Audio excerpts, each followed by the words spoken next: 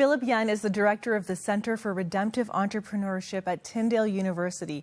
And his story reminds us that Jesus doesn't just save us, he sends us. Philip, welcome to 100 Huntley Street. Well, thank you. I'm so glad to be here. It's our honor to have you today. And you know, Philip, you've made a big impact across so many people's lives here in Ontario and Canada through the work you're doing at Tyndale. But you've also had different roles where you have focused as a graphic designer. You've been an entrepreneur yourself. You have worked on socially redemptive businesses. And yet so much of the hope and the beauty you bring to other people's lives through how you serve is connected to an encounter you had with Jesus when you were a teenager. Can you tell us about what happened? Yeah, well, thank you for asking that question.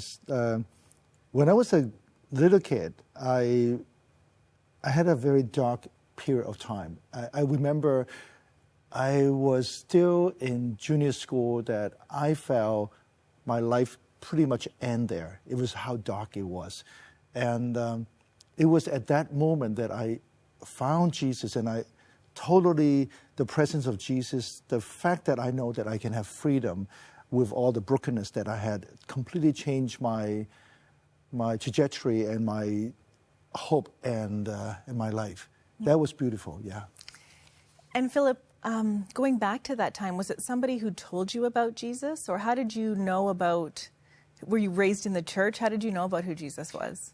That's actually I have an interesting background. I've been going to church all my life. My grandmother took me to the church, but because I was not living with my parents and they were in China when I was in Hong Kong, I kind of don't know how to do life with, I don't know how to handle it. But God gave me, I can actually name about 12 people in my life journey that pour in my life, spend time and be my mentor in different part of my life and help me to become who I am today. Yes.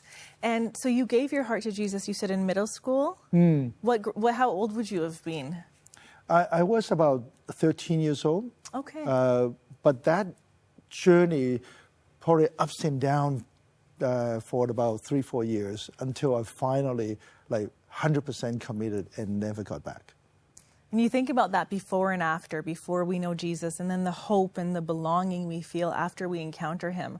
How did your heart change? Oh, a big change, because I mentioned that I felt my life was done at the time. There was no hope. It was complete darkness, and I trying to find a way to survive. But after that, I felt there's so much hope.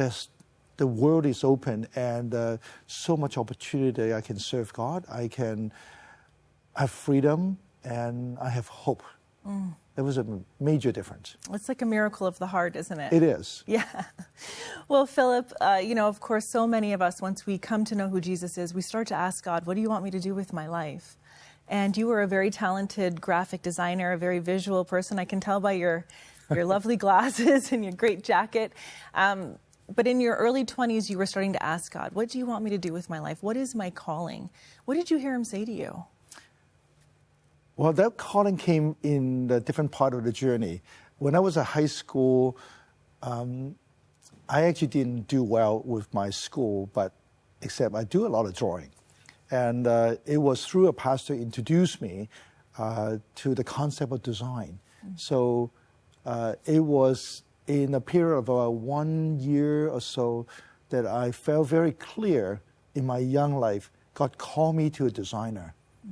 And I don't quite understand what that means, but I just felt very called that he wanted me to be a designer.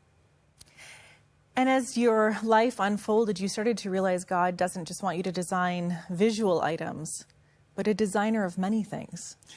Yeah, the concept of design, from very basic graphic, how it looked, what the color, form, and shape and impact, it become a principle and mindset that turn from design to design thinking, to innovations, to look at the world and say there are so much brokenness and challenges.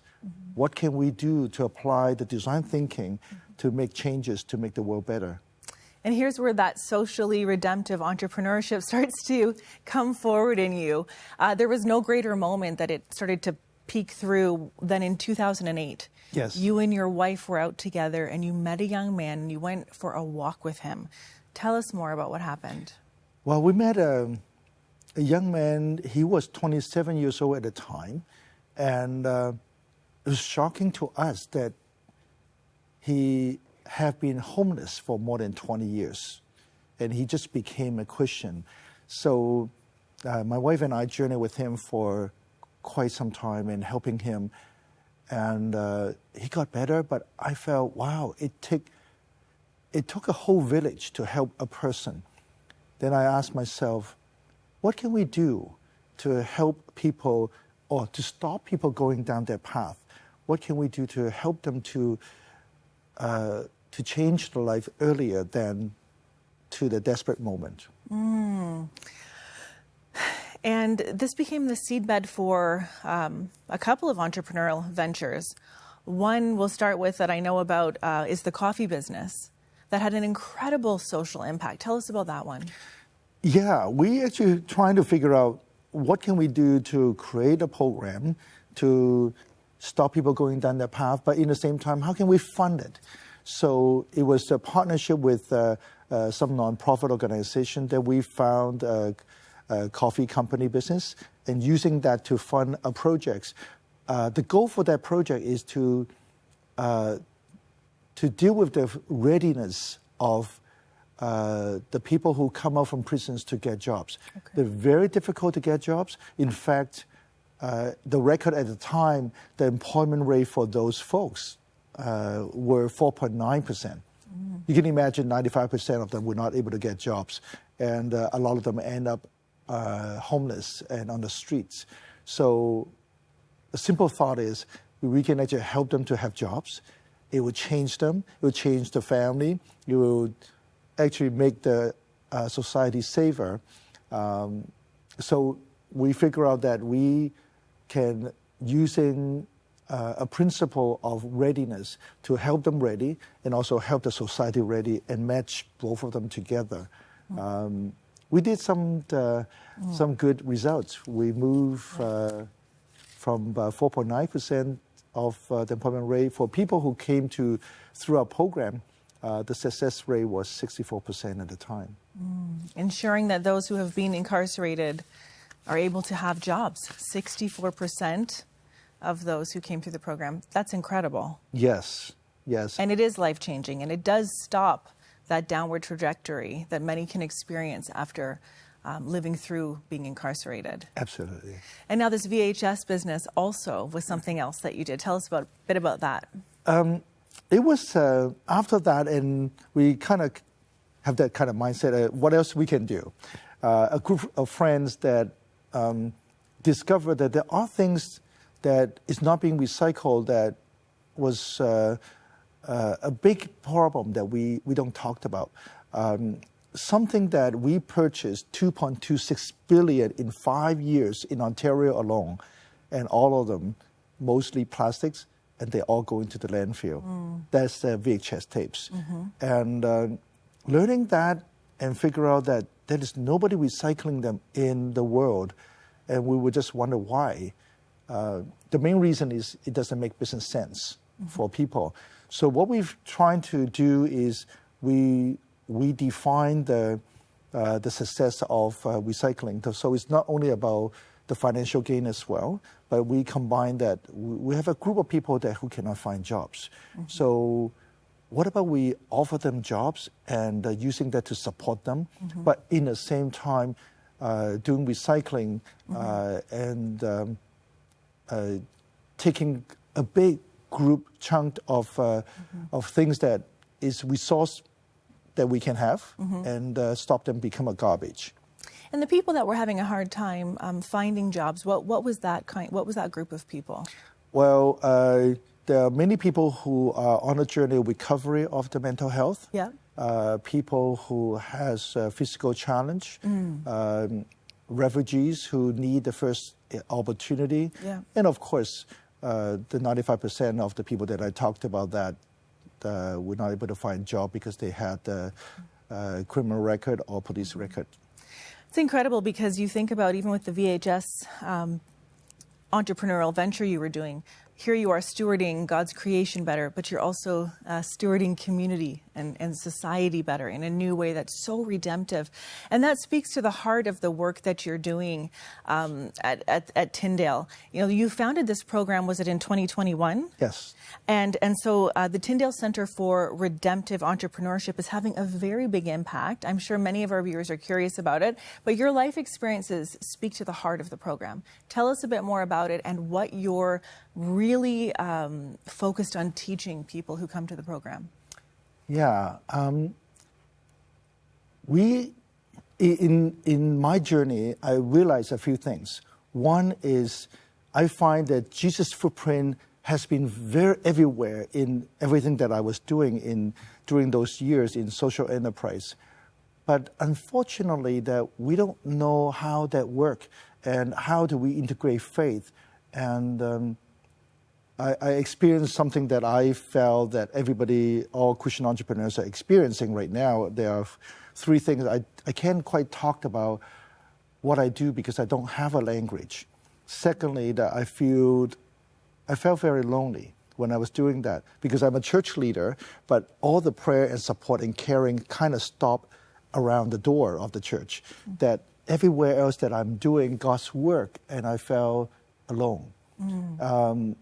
And I also feel that, I'm curious, like, who are the other people actually serving God in that way? And I really want to know the story. And I felt that I was not able to find the story at that time. So that was my experience. And I felt that somebody need to do something to bridge that gap and bring connection with faith, the calling, and the business that they're doing.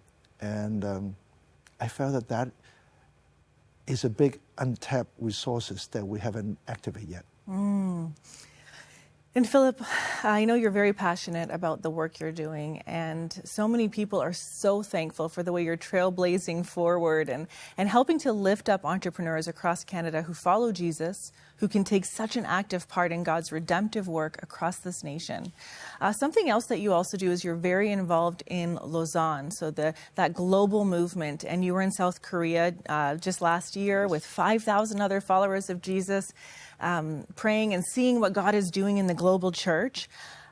Part of the realizations at Lausanne, and you've shared this with me, was that, of the 1% of people called into vocational ministry, so we're talking our pastors and people who are called to work in the church or even here at a place like Crossroads, there are 99% of people who are called to the marketplace, and that's where they are actually working. And so how do we mobilize them to share the light of Christ with others around them in their realms?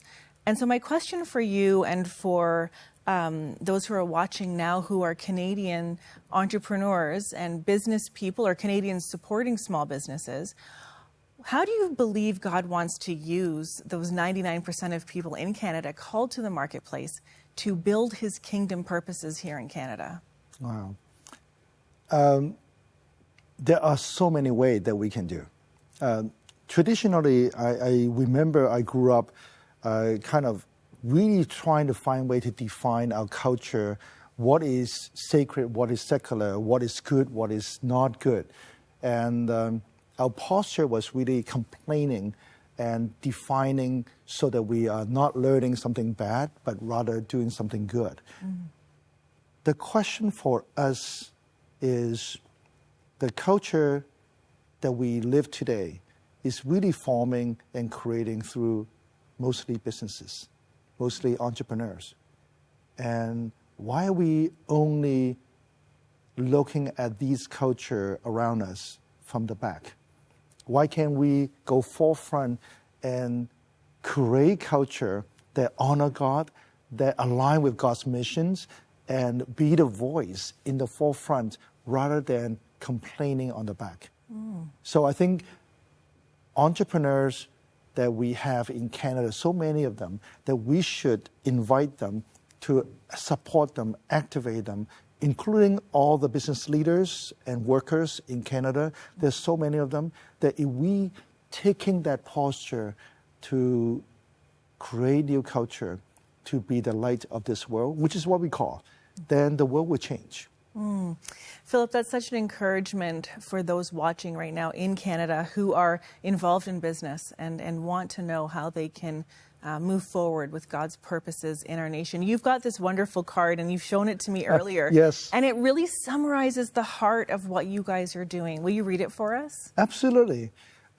When we were talking about redemptive entrepreneurship, we recognize that we need to have a very clear way Yes. to define that. So this is actually how we define it. So redemptive entrepreneurship is building profitable businesses that serve the community, renew culture, and bless people, restoring society to its intended state. That's the focus. Philip, that is so good, and we're so thankful for the work you are doing here in Ontario and across Canada, across the world, actually. Philip, thank you for being with us today. Well, you're welcome. Thank you for having me. You know, Jesus doesn't just call us to be pastors. He calls us to be designers and innovators, employers, to be vessels of His redemption. And we're so thankful that right now, if you're on that journey with God and He is calling you to a new venture, we can be there to pray with you. Please call our prayer partners at 1-866-273-4444. Let us walk with you, believe with you, and encourage you on this journey where God is calling you to be the light, just as Philip said, across this nation.